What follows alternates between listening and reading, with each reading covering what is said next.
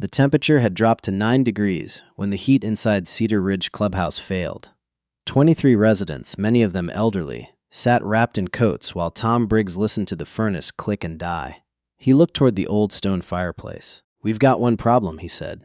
"No dry wood." Headlights swept across the iced windows. Grant Mercer stepped from a pickup stacked with seasoned oak. Karen Whitmore went silent. 48 hours earlier, she had ordered that same firewood removed as an eyesore. Worse, she may never have had the authority to order anything at all. Before we go back 3 weeks and show you how a firewood pile became a test of who actually understood this community, tell us where you're watching from. And if you enjoy stories where patience, proof, and common sense matter more than loud authority, subscribe so you don't miss the next one. 3 weeks earlier, Grant Mercer was doing what he had done at the end of every summer for more than 20 years. He was getting ready for winter before winter had any reason to get anyone's attention. Cedar Ridge sat in the high country of western Pennsylvania, where October could feel almost soft and December could turn a driveway into polished glass overnight. Grant's property rested along the northern edge of the subdivision, though calling it part of the subdivision was already the kind of mistake that caused trouble later. His family had owned the acreage before Cedar Ridge existed. The developer had purchased the surrounding tracts, built curving roads and matching homes, formed the Homeowners Association, then wrapped new covenants around almost everything nearby. Almost everything. Grant's house, barn, workshop, and woodlot remained on an older parcel with its own legal history. It shared a service road. It used one utility easement that crossed HOA land. From 2 entrances, his barn roof could be seen beyond the landscaped stone signs. But visibility was not ownership, and proximity was not jurisdiction. Grant understood that distinction mostly because he had spent 32 years working in utility maintenance, where the difference between an easement, a right-of-way, and actual ownership could decide whether a crew fixed a transformer legally or created a lawsuit by parking 10 feet in the wrong direction. He did not talk about that background much. Most people in Cedar Ridge simply knew him as the man with the gray pickup who kept tools organized, returned borrowed equipment cleaner than he received it, and showed up when somebody's snowblower refused to start. He had the temperament of someone who had learned that machines rarely improved when shouted at. People were much the same. Every September, Grant ran the generator under load for 30 minutes. He checked extension cords for cracked insulation, replaced stale fuel, changed the oil if the hours required it, inspected the transfer switch, cleaned the chimney, tested carbon monoxide detectors, and walked the exposed water lines in the crawl space with a flashlight. Then he turned to firewood. The wood came from storm-damaged trees, a few maples removed near a neighboring field, and oak he had bought green the year before. He split it, stacked it off the ground on pressure-treated runners, left space between rows for air, and covered only the top so moisture could escape from the sides. The pile sat well away from the barn wall, farther from the property line than county guidance required, with a narrow path around it for access. To someone who knew what they were looking at, it was orderly. To Grant, it was not decoration. It was inventory. He burned some in the house, but he always kept more than he expected to need. A widow 2 houses inside Cedar Ridge still used a wood stove when outages lasted longer than a few hours. Walter Hayes, 78, had a propane fireplace but no generator. Another couple had an electric heat pump that worked beautifully until ice pulled down the feeder line. Grant never made speeches about preparedness. He just kept enough dry wood and enough fuel to be useful when weather stopped being theoretical. There was another fireplace less than a mile away, built into the main room of Cedar Ridge Clubhouse. It was an old masonry unit left from the original sales lodge, wide enough to throw real heat if someone opened the damper and fed it properly. Years earlier, a modest rack of emergency firewood had stood behind the clubhouse beside the maintenance shed. The rack disappeared during a landscaping project. The board had replaced the gravel strip with shrubs, decorative stone, and a row of low lights. Most residents barely remembered the change. Grant did. He noticed because Tom Briggs, the clubhouse maintenance manager, had once asked whether seasoned wood could be stored elsewhere. Grant told him it could, but only if someone actually made a plan and kept the supply dry. Nothing came of it. Budgets changed. Committee priorities changed. Winters came and went without a serious outage. That was how practical redundancies disappeared. Not usually through a dramatic decision. More often because something ugly seemed unnecessary right up until the moment it became useful. Karen Whitmore first noticed the pile on a Tuesday afternoon while driving back from a landscape committee walkthrough. She had been president of the Cedar Ridge Board for 2 years and took visible order personally. Mailboxes needed the approved shade of black. Trash cans had to disappear from the curb by 7 in the evening. Holiday decorations had a removal deadline. She could quote architectural guidelines the way some people quoted recipes. From the road, Grant's stacked oak appeared between two bare maples near the edge of his property. It was neat by any ordinary standard, but it was large, brown, unmistakably functional, and visible from a bend where Cedar Ridge's stone entrance wall framed the view. Karen slowed long enough to take 3 photographs through the passenger window.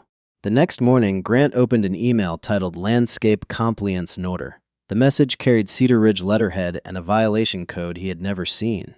Attached were Karen's photographs, a deadline of 10 days, and a paragraph from the association's architectural guidelines concerning visible outdoor storage. The notice described the pile as a visual nuisance, inconsistent with neighborhood standards, and instructed him to relocate it behind a screened structure. Failure to comply, it said, could result in a $50 daily fine after the cure period expired. Grant read the message once. Then he printed it. What caught his attention was not the phrase visual nuisance. It was the parcel number beneath his name. The final 2 digits were wrong. He went to a metal file cabinet in his workshop, pulled the folder containing his deed, and compared the legal description. His property was parcel 47091118. The notice referenced 470916, a narrow tract associated with the Cedar Ridge Common Road and utility easement. Grant did not call Karen. He did not post the letter online. He did not walk into the clubhouse demanding an apology. He replied to the email with one question. Please identify the recorded covenant or other authority that permits Cedar Ridge HOA to enforce its landscaping guidelines on parcel 4709 one way. Karen answered 90 minutes later. All properties visible from the community roadway are expected to maintain community standards. Your wood storage is clearly visible and has generated concern. Grant read that sentence twice. It did not answer his question. He replied again, asking for the section number and the recorded document that extended association jurisdiction to his parcel. This time there was no immediate response. That evening, Linda Carver, the board's vice president, called him. Linda had lived in Cedar Ridge for 11 years and had a reputation for being cautious rather than confrontational. She said Karen had mentioned the Firewood during a committee discussion and believed the association had authority over anything affecting the entrance view corridor. Grant asked where that authority came from. Linda paused. I assumed it was in the architectural package. Maybe it is, Grant said. I'd just like to read it. His tone made the question harder to dismiss. He was not asking anyone to agree with him. He was asking them to show the rule. The next morning, he went to the county property portal and downloaded the current parcel map. Then he pulled the subdivision plat recorded when Cedar Ridge was developed. The lines matched what he remembered. The common road curved along the southern edge of his acreage. A utility easement crossed one corner. The HOA owned the landscaped entrance tract. Grant owned the land where the woods stood. He printed the warranty deed, the county parcel map, the subdivision plat, the recorded declaration of covenants, the annexation documents for later phases of Cedar Ridge, and the architectural guidelines Karen had cited. Then he worked through them in order. The recorded declaration named every original lot subject to the association. His parcel was not one of them. The annexation documents added later phases. His parcel was not in those either.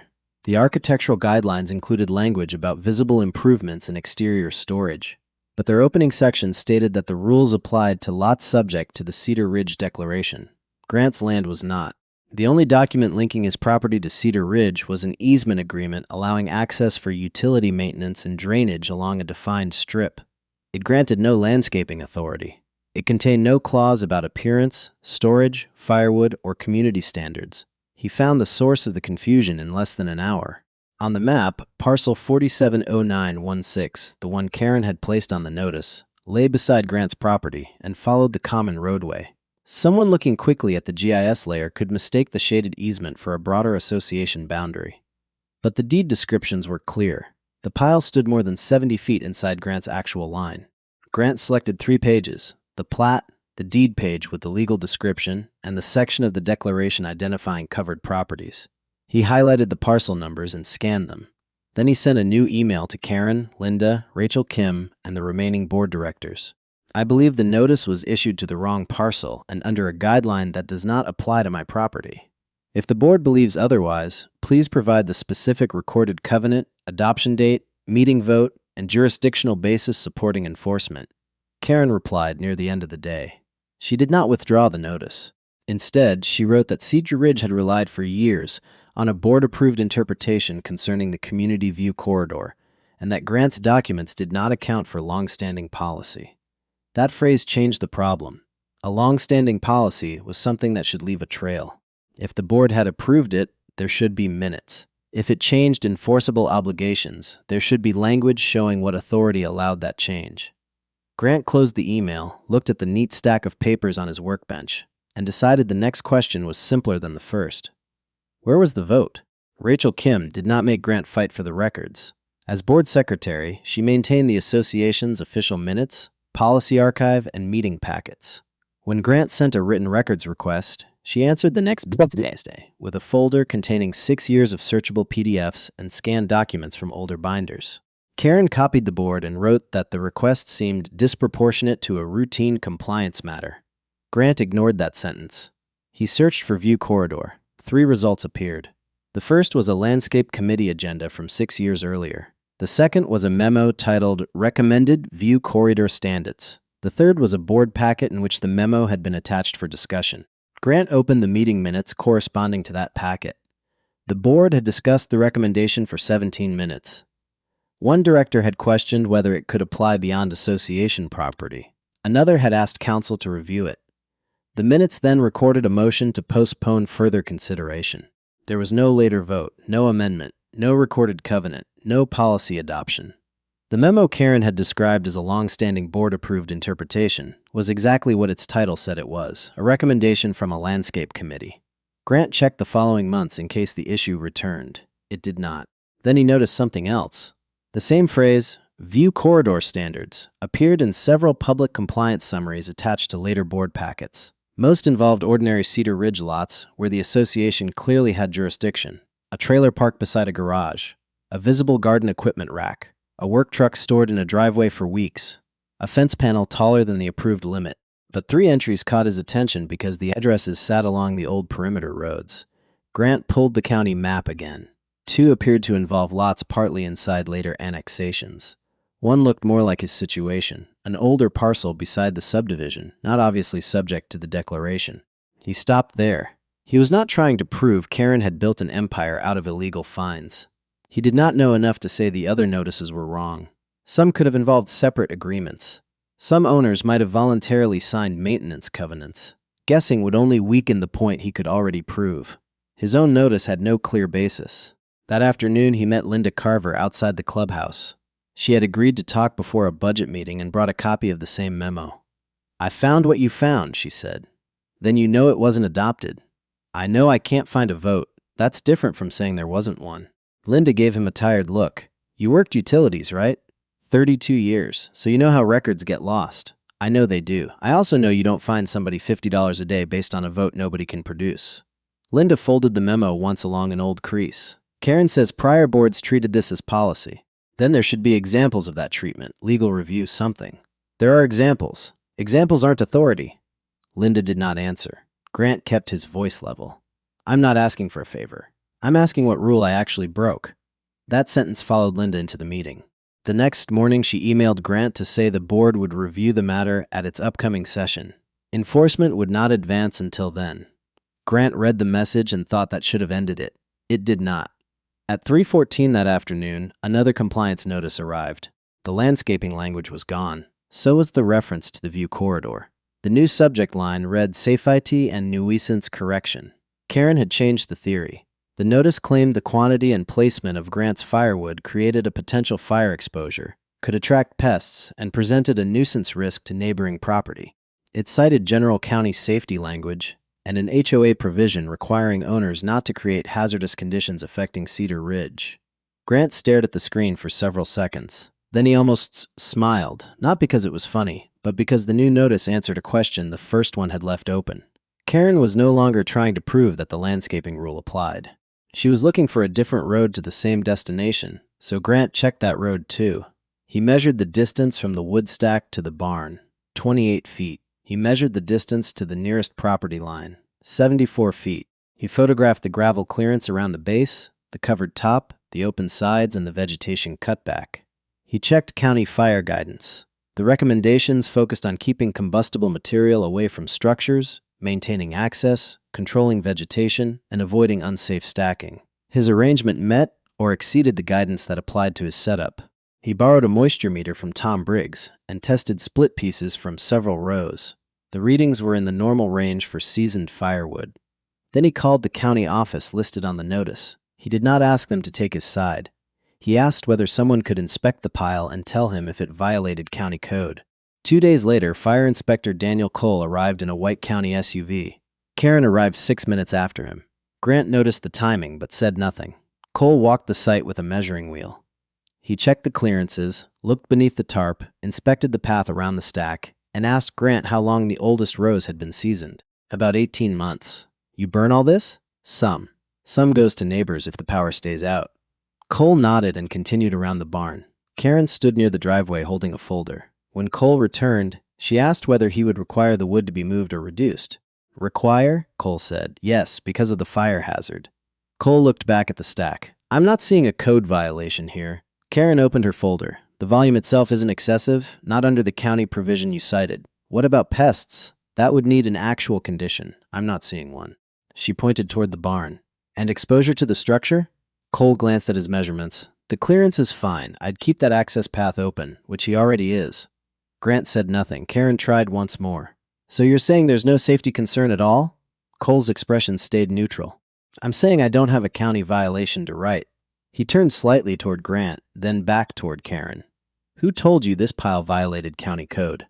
The silence lasted just long enough to become uncomfortable. Karen finally said the association had received concerns and was obligated to investigate them. Cole nodded as if that was a different statement from the one she had started with. Tom Briggs had come by to pick up the moisture meter. He heard the last exchange while standing beside Grant's workshop. After Cole left, Tom looked at the stack and said, Honestly, I wish the clubhouse still kept wood this dry. Karen turned toward him. Tom seemed to realize too late that he had entered the argument. For the fireplace, he added. Emergency backup. Karen said the clubhouse heating system was maintained professionally and changed the subject to snow surface contracts. Grant noticed. So did Linda, who had arrived near the end of the inspection. Nobody pursued it then. But the old fireplace had just entered the story again. The Cedar Ridge board meeting drew more people than usual, partly because Karen had placed Grant's violation under old business, and partly because word of the county inspection had traveled faster than any official notice ever did. Grant arrived with one thin folder. Karen arrived with 3 binders. That difference said more than either of them intended. The meeting began with ordinary business. Snow removal bids, clubhouse cleaning costs, a motion about reserve funds. Karen moved quickly through the agenda until she reached Grant's name. She described the issue as a question of balancing individual property use against community standards. She emphasized that Cedar Ridge had spent years protecting appearance, consistency, and property values. She said the board had a responsibility to act before exception became precedence.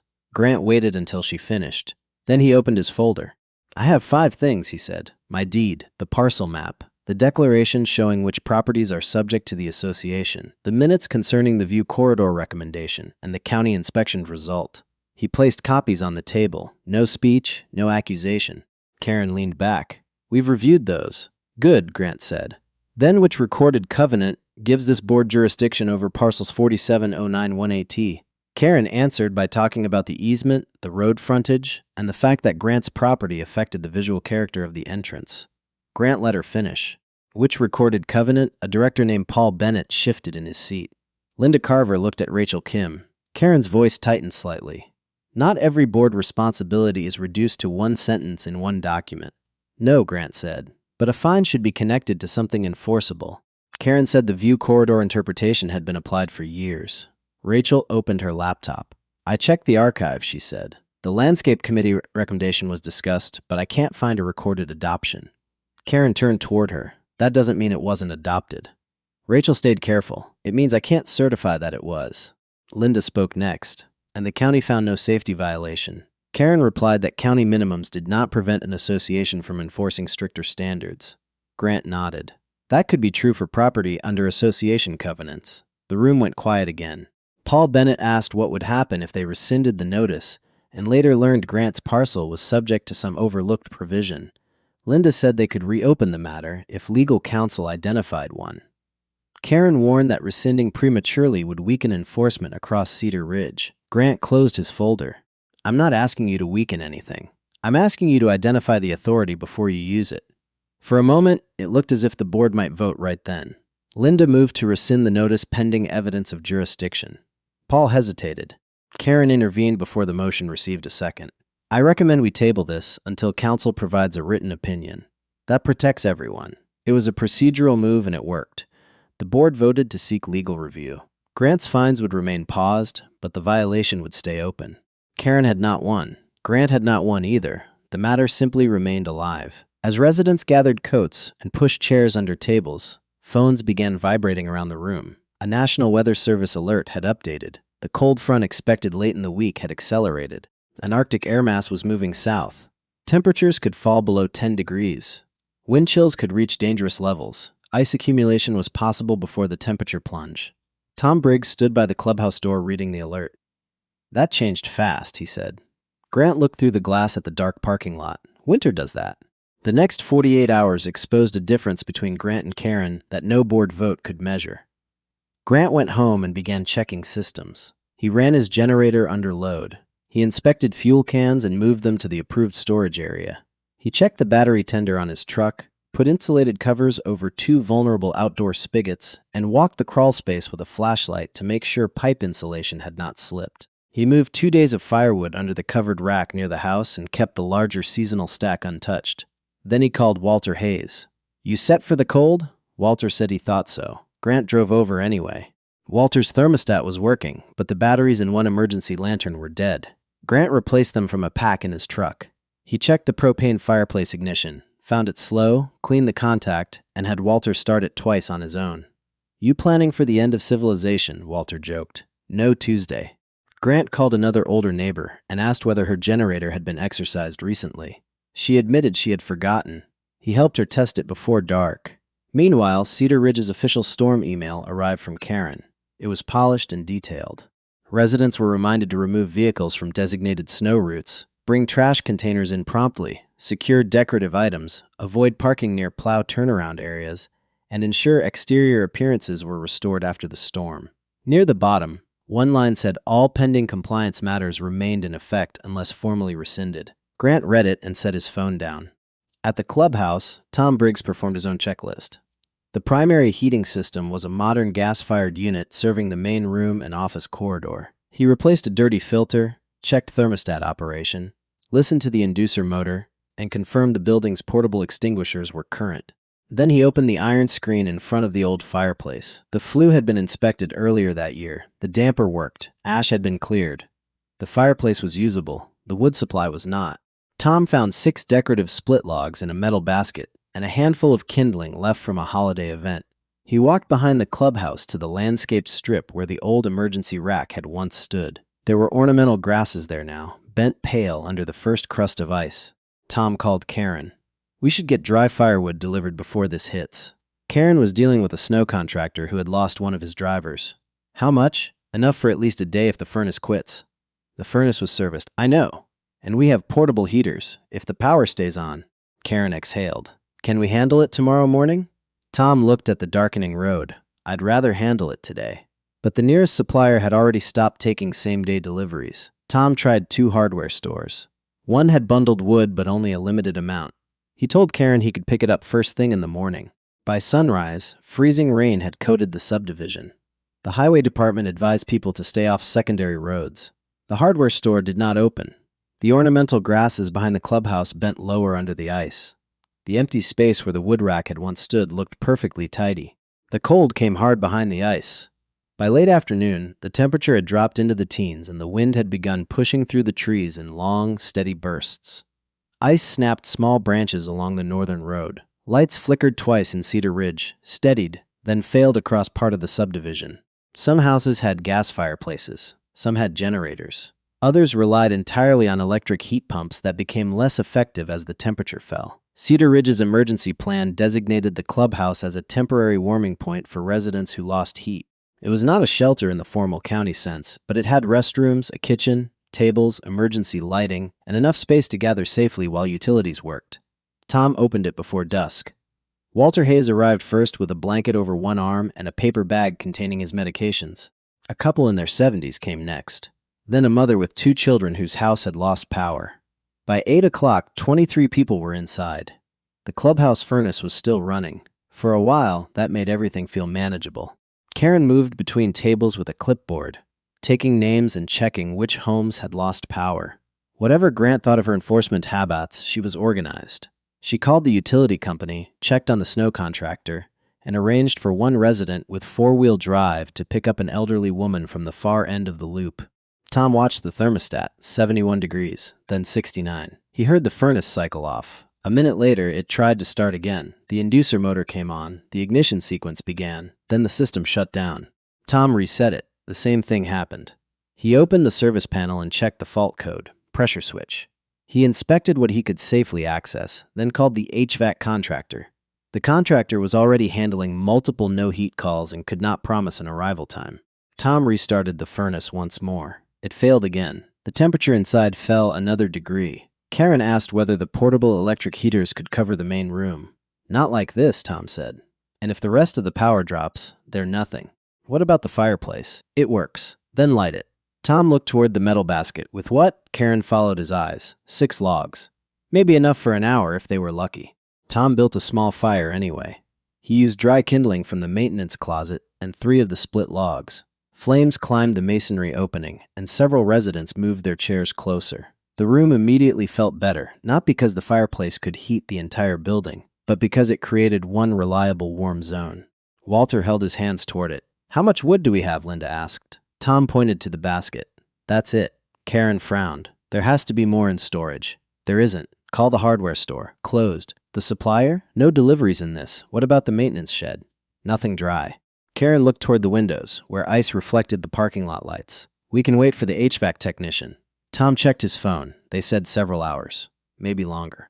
Walter coughed into his sleeve. A woman near him pulled her coat tighter. Tom lowered his voice. "We don't need to panic, but we do need wood." Linda asked the obvious question. "Where?" Tom hesitated for half a second. Then he said it. "The closest seasoned hardwood I know about is less than a mile from here." Karen already knew what he meant. Nobody else did yet. Linda did. "Grant's pile?" Tom nodded. The room became still in that peculiar way a room does when irony arrives before anyone is willing to say it aloud. Karen looked at the fire. "He's under an active compliance dispute." Linda stared at her. "Karen, I'm saying we can't simply take someone's property." "Nobody said take it. We can wait for the technician." Tom shook his head. "Not if we can solve the heat problem now." Karen's jaw tightened. The last 3 decorative logs sat beside the hearth. Linda took out her phone. "I'm calling him." Grant answered on the 3rd ring. Linda explained the furnace failure, the residents inside, and the lack of firewood. He did not laugh. He did not say, "I told you so." He asked 4 questions. "Has the fireplace been cleared for use?" "Yes." Tom checked it. "Tom there now?" "Yes." "How much wood does he think you need?" Tom took the phone. "Enough to hold a steady fire through the night. We're not trying to heat every room, just the main area." "What road is passable?" "North entrance is better. South hill is glazing over." Grant looked out his kitchen window. The oak stack Karen wanted screened from view sat beneath a crust of frozen rain. Under the cover, the wood was dry. "I'll bring what I can." He hung up. 15 minutes later, he backed his pickup toward the stack, loaded the first rows of oak, secured them, and called Walter's neighbor to make sure someone remained at Walter's house, in case the pipes needed attention later. Then he drove toward Cedar Ridge. The road was worse than Tom had described. Grant kept the truck slow and steady. Ice crackled beneath the tires. Wind pushed loose snow across the pavement in pale streaks.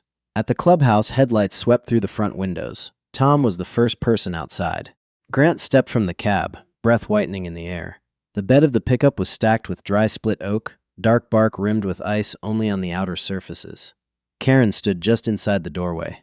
48 hours earlier, she had signed the notice insisting that the pile be removed from view. Now Tom and 3 residents carried pieces of that same pile through the clubhouse doors. Grant walked straight to the hearth. He checked the damper, looked at the flame pattern, and asked when the chimney had last been inspected. "September," Tom said. "Good." They did not overload the fireplace. Grant showed Tom how he wanted the pieces arranged for a clean, steady burn. He kept the hearth area clear, moved 1 chair farther back, and told a resident who offered lighter fluid that accelerant was not going anywhere near the fire. Within 20 minutes, the flames stabilized. Within 40, the main seating area felt noticeably warmer. Walter unzipped his coat. One of the children took off her gloves. Someone heated water in the clubhouse kitchen and began passing out mugs of tea and instant cocoa. The change was not dramatic enough for a movie. No single fire suddenly heated every corner of the building, but people stopped shivering. The oldest residents moved closer to the hearth. The anxiety in the room lowered 1 degree at a time. Grant returned to his pickup for another armload. Behind him, a man near the window looked outside at the remaining wood in the truck. He glanced at Karen. "Is that the same firewood from the violation photo?" Linda answered before Karen could. Yes. That one word did more than any speech could have done. Grant did not turn around. He carried the wood inside. For the next few hours, he and Tom managed the fire while Karen organized welfare checks and kept calling the utility and HVAC contractor. Grant did not interfere with her work. Karen did not challenge his. The furnace technician finally arrived after midnight. The problem turned out to be a frozen intake condition combined with a failing pressure switch. He restored the system temporarily and recommended a replacement part. Heat began moving through the ducts again. Tom did not extinguish the fireplace. He let the oak burn down to a safe bed of coals. By 2 in the morning, the main room had returned to 70 degrees. Nobody cheered. They were too tired. Walter sat near Grant and watched the last bright edges of a log collapse inward. "Funny-looking eyesore," he said. Grant gave him a sideways glance. "Burns all right." That was as close as Grant came to celebrating. The storm continued through the night, but the immediate danger inside the clubhouse had passed. And by morning, Cedar Ridge had a new problem. Everyone now understood the practical value of the wood. They still had to decide whether Karen ever had the right to order it moved. By the time roads cleared and normal service returned to Cedar Ridge, the story of the clubhouse had already traveled through the neighborhood. People repeated different versions of it, as people always did. In one version, the furnace had been dead for 12 hours. In another, Grant had brought half a cord of wood through a blizzard. Neither was accurate. The truth was less dramatic and more useful. The furnace had failed at exactly the wrong time. The clubhouse had almost no backup fuel. Grant had dry wood because he had prepared for winter before anybody needed him to. That wood helped keep one part of the building warm until the primary system came back. And the person who had spent weeks trying to make the pile disappear had been standing beside the fireplace when it became useful. Grant did not post about it. He did not send Karen a sarcastic email. The following Monday, he received the document he had been waiting for. Cedar Ridge's attorney had completed the jurisdiction review. The opinion was 6 pages long. Grant read all 6. Then he went back and read the conclusion twice. Parcel 4709-188 was not subject to the Cedar Ridge Declaration's architectural or landscaping covenants. The utility and access easements touching Grant's property did not grant the association general regulatory authority over the parcel. The old Landscape Committee memorandum concerning view corridors had never been incorporated into the declaration and could not, by itself, create jurisdiction over property outside the association. The attorney also addressed Karen's second theory. Cedar Ridge could report suspected health or safety violations to the appropriate public authority when a condition outside the subdivision threatened association property. But the association could not create county jurisdiction where none existed, and the county inspection had found no fire code violation at Grant's wood stack. The conclusion was direct. The notices should be rescinded. The fines should not be imposed. Linda called a special board meeting. This one was more crowded than the first. Karen opened by saying legal counsel had clarified an ambiguous boundary issue and that the board should focus on improving procedures rather than assigning blame. Grant sat in the second row with no folder at all. He no longer needed one. Linda summarized counsel's findings. Rachel read the proposed motions. First, rescind all compliance notices issued to Grant Mercer concerning the firewood stack. Second, remove any pending fines or administrative charges connected to those notices. Third, suspend use of the phrase view corridor standards in enforcement until council reviewed all related policy materials. Fourth, require future compliance notices to cite the exact covenant, rule, or statutory authority supporting the alleged violation. Karen objected to the third and fourth motions. Boards need discretion, she said. You cannot manage a community if every ordinary decision requires a legal memorandum. Linda answered carefully. No one is proposing that. We're proposing that a fine tell the owner what enforceable rule they violated. Karen looked toward Grant. He benefits from Cedar Ridge's maintained roads, landscaping, and overall property standards. His land is visible from our entrance. There has always been an expectation of cooperation. Grant finally spoke. I cooperate all the time. He nodded toward Tom. I helped here during the storm. I help neighbors. That's cooperation. Then he looked at the board. A fine isn't cooperation. A fine is enforcement. Enforcement needs authority. Nobody interrupted him. Karen returned to property values. She said visual consistency mattered. She said prospective buyers judged a neighborhood at its entrances. She said residents had invested heavily in homes under the expectation that the board would protect standards. Some people in the room agreed with that. Grant did too, at least in principle. That was what made the dispute more interesting than a simple argument about whether appearances mattered. Appearance did matter. Maintenance mattered. Rules mattered. But none of those things answered the question of who had authority over Grant's land. Rachel opened the archived minutes on the projector. She showed the landscape committee memo, then the meeting where it had been discussed, then the motion postponing action, then the absence of any later adoption. There is no recorded board authorization making this memorandum an enforceable policy, she said. Karen replied that prior boards had still treated it as guidance. Guidance is fine, Linda said. We used it as a basis for penalties. That distinction landed hard. The motions passed. Grant's notices disappeared. No fines were owed. The view corridor language was suspended. The board then moved to a broader review.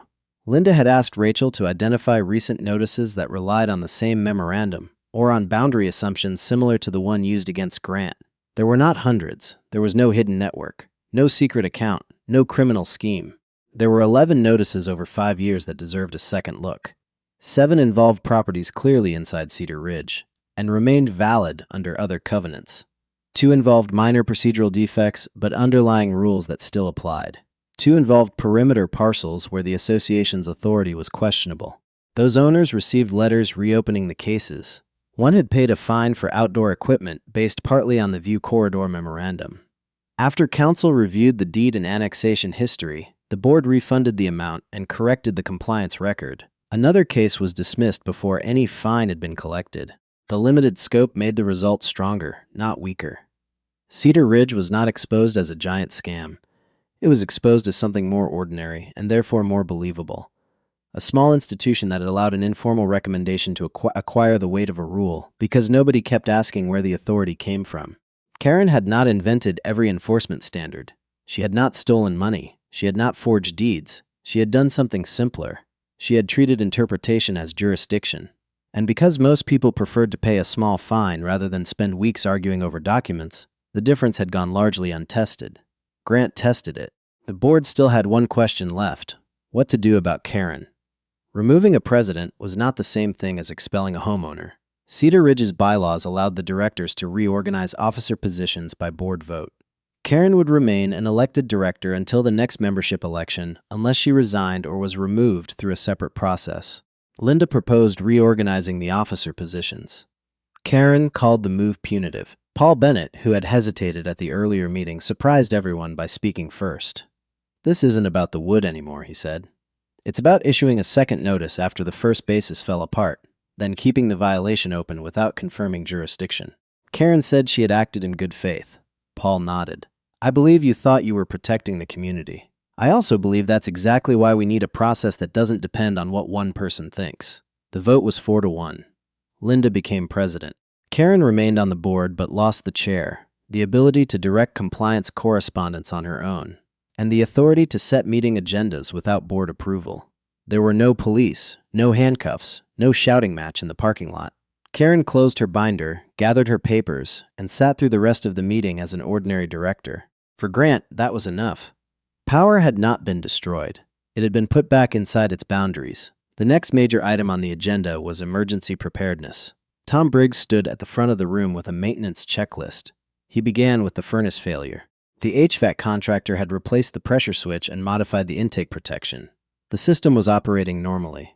Then Tom reached the fireplace. We got lucky, he said. Nobody objected. The fireplace had worked.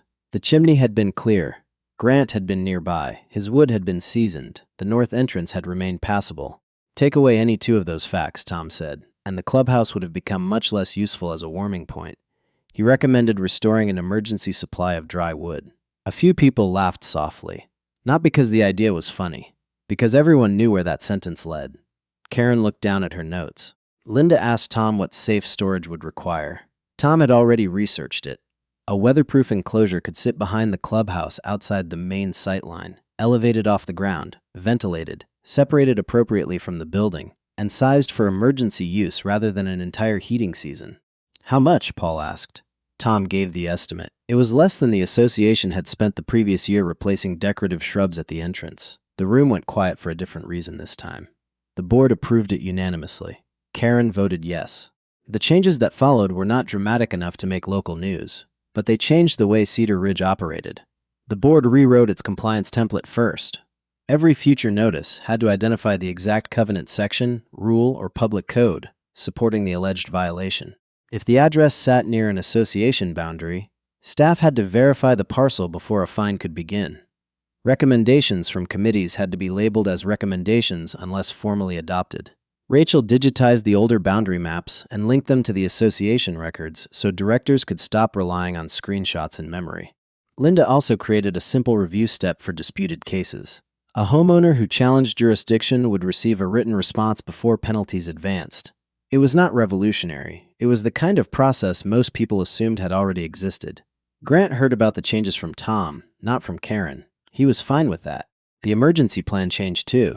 Within a month, a carpenter built a compact, weatherproof wood enclosure behind the clubhouse. It sat on a raised base with open ventilation beneath a sloped roof. The placement kept it clear of the building and out of the main entrance view. Tom labeled it for emergency use and added the inventory to his seasonal maintenance checklist. The irony was obvious. The enclosure looked good. It was clean, proportioned, stained to match the maintenance shed, and almost invisible from the road. Grant never argued that appearance was worthless. He had spent too many years maintaining equipment to believe that neglect was somehow virtuous. Order could serve a purpose. Good design could serve a purpose. The problem began when appearance replaced purpose. The old wood rack had vanished because it looked unnecessary. Karen had looked at Grant's pile and seen a defect because its function did not fit the image she wanted at the entrance. Winter had not cared about the image. It had cared whether the wood was dry. The board asked Grant to join a new emergency preparedness committee. He declined. Linda called him personally. "You'd be good at it." "I've done enough committees for one winter," she laughed. "What if we just ask you to review the checklist?" "That I can do." Grant spent one Saturday morning with Tom checking the emergency list. He suggested testing the fireplace before cold weather, rotating the wood supply, keeping flashlights with dated batteries, identifying residents who might need transportation, and making sure generator fuel procedures were written clearly enough that somebody besides Tom could follow them. He did not turn it into a survival manual. "Plan for the likely failures," he said. "Then make sure the backup actually exists." Tom wrote that down. Grant also gave him the number of a local firewood supplier who delivered seasoned hardwood early in the fall. "No more buying 6 bundles at a hardware store during an ice storm," Tom said. "That's the idea." Walter Hayes began teasing Grant about becoming Cedar Ridge's unofficial winter consultant. Grant rejected the title every time. He preferred being the man people called before something broke, not after somebody created a committee about it. Karen's role became quieter. She attended meetings. She voted. She still cared about landscaping and property values. Sometimes she disagreed sharply with Linda, but compliance notices no longer went out because Karen decided something looked wrong. Rachel prepared them, another director reviewed them, and the cited authority had to be visible on the page. That procedural change mattered more than any public apology would have. Karen never apologized to Grant in front of the community. She did speak to him once, about 6 weeks after the storm. He was loading empty fuel cans into his truck outside a farm supply store when she walked past him in the parking lot. For a second, both seemed prepared to keep walking. Karen stopped. "The new wood enclosure is finished, so I heard. Tom says it was your recommendation. Mostly his." She nodded. A longer pause followed. "I still think the entrance looks better without a large wood pile visible from the road." Grant closed the tailgate. "That's fine." Karen seemed surprised. "You don't care? I care what happens on my property. You're allowed to dislike how it looks." That was the distinction they had spent a month arguing around. Karen looked toward the store. The storm made the situation more complicated. Grant shook his head once. "The storm made one part simpler." "What part?" "Dry wood is useful when you need dry wood." Karen gave the smallest possible smile. Whether from irritation or reluctant agreement, Grant could not tell. Then she left. He did not need more than that. A few weeks later, the last snow from the storm disappeared from the shaded side of Grant's barn. The road dried. Salt stains faded from the pavement. Cedar Ridge returned to ordinary problems: a broken gate sensor, a debate over pool hours, 2 missing packages, and a dog that kept digging under the same fence. Grant went back to his wood stack. It was noticeably smaller. Several rows had gone into the clubhouse fire, and he had given another load to Walter after Walter's propane supplier delayed a delivery. Grant restacked what remained, moving older pieces forward and checking the runners beneath the bottom row. From the bend in the road where Karen had taken her original violation photographs, the pile looked almost exactly as it had before. Same oak, same tarp, same barn behind it, same view through the maples. Only the meaning had changed. Before the storm, some people saw a mess. After the storm, they saw preparation. Walter pulled into the driveway while Grant was working and lowered his window. "You planning for the end of civilization again?" Grant looked at the sky. "No, January." Walter laughed, then became quieter. "Funny thing about winter. What's that? Doesn't care much what things look like." Grant set another split log onto the stack. "Nope." Walter rested an arm on the door. "You know, before all this, I probably would have called that pile ugly too." "You still can. I might. But now I'd add useful." "That's progress." Walter drove on. Grant continued stacking. The lesson Cedar Ridge carried out of that winter was not that homeowners associations were inherently bad or that every rule about appearance was pointless. Rules could protect people. Standards could preserve shared spaces. Communities needed systems, budgets, maintenance, and people willing to do boring work before anybody noticed it. But rules only worked when they had authority and purpose. A committee recommendation did not become law because someone repeated it confidently. A property boundary did not move because a photograph made the neighboring land inconvenient. And preparedness did not become foolish simply because it was less attractive than ornamental grass. Grant had never needed the board to admit he was smarter than Karen. That was not the point. He had needed them to answer a basic question before threatening him with fines. What rule did he actually break? When they finally looked closely, the answer was none. The cold front did something paperwork alone could not do. It made the practical consequence visible. The same stack described as a nuisance in a compliance notice became fuel carried through the clubhouse doors by the people who needed it. No slogan could have made the contrast clearer. Competence is usually quiet before the emergency. It looks like testing a generator when the lights are still on. It looks like replacing batteries before the flashlight is needed. It looks like checking a furnace, insulating a pipe, storing enough fuel, learning the road that's as passable, and keeping dry wood through a season when somebody else thinks the wood is merely ugly. Appearance matters most when everything else is working. Function matters when something stops. A good community understands the difference before the temperature reaches 9 degrees. Months later, the board's annual report included the winter incident in a short section on emergency preparedness. It did not name Grant or Karen. It simply noted that the clubhouse had maintained limited heat during a temporary furnace failure through use of the masonry fireplace, and that the association had since added backup fuel storage and clarified compliance procedures. Grant liked that version. It was boring. Boring meant the lesson had survived without turning into a feud. At the spring membership meeting, Linda presented the new boundary map on a projector. The perimeter parcels were marked clearly. Easements were shown in a different layer.